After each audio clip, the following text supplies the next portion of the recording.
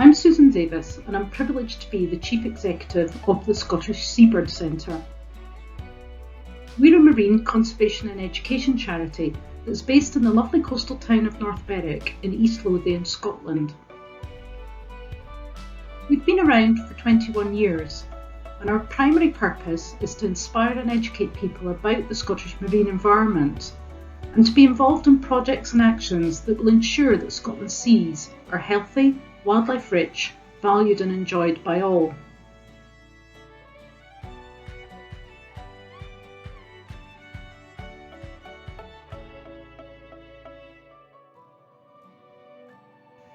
Today's emergency is a twin one, both the climate emergency and nature loss.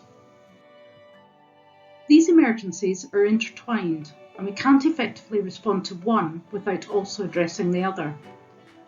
Climate change is happening at an unprecedented rate, and with 90% of the world's global warming being absorbed by our seas, it isn't surprising that it's having a dramatic effect on the environmental conditions in our marine environment. A rise in mean sea temperatures and a rise in sea levels, ocean acidification and deoxygenation, increased frequency of extreme weather events, storms, heat waves and droughts, and loss of what we call climatic space. That's to say the loss of the environmental conditions which are suitable for wildlife to thrive. In Scotland, we've seen the decline in nearly half of all species since the 1970s, and 1 in 9 species are at risk of extinction. Many of our internationally important seabirds are in decline due to climate change, species such as the black-legged kittiwake and the Atlantic puffin. Both of these are impacted by storm events and changes in the distribution and availability of their primary source of prey, sand eels, which have been impacted both by overfishing and climate change.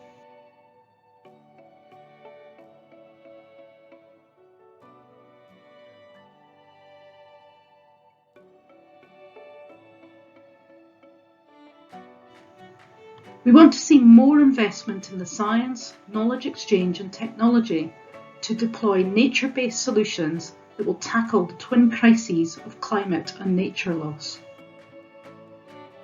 This means investing in the protection and restoration of habitats such as seagrass meadows, kelp forests, intertidal salt marshes and other marine sediments so that they effectively lock up carbon. By doing this in the right way, we will also create healthy environments that allow a diverse array of wildlife to flourish again. It means ensuring that the protected sites and areas are more than just lines on a map.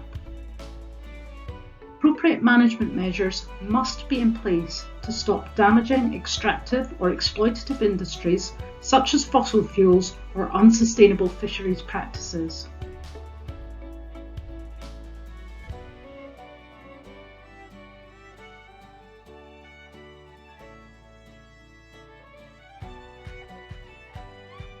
Our dream world.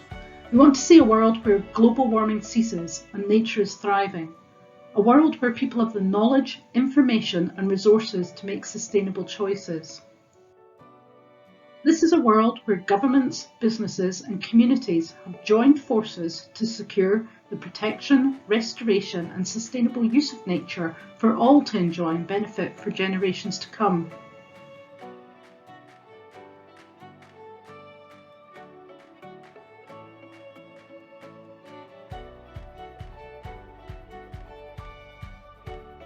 There are many actions required by many different parts of society to see a world where nature is thriving. The Scottish Seabird Centre plays its part by making the science about our seas and wildlife accessible to people. We use the science to prompt people to think about how human activities are impacting on wildlife, marine habitats and the ecosystems that we all rely on. And we give them ideas on the actions they can take to reduce these impacts. Our engagement takes place in the discovery experience of our visitor centre, using science-informed exhibits, interactives, live cameras and wildlife talks and films, and also through our conservation, learning and outreach programmes. We'd encourage everyone to dive in and explore with us.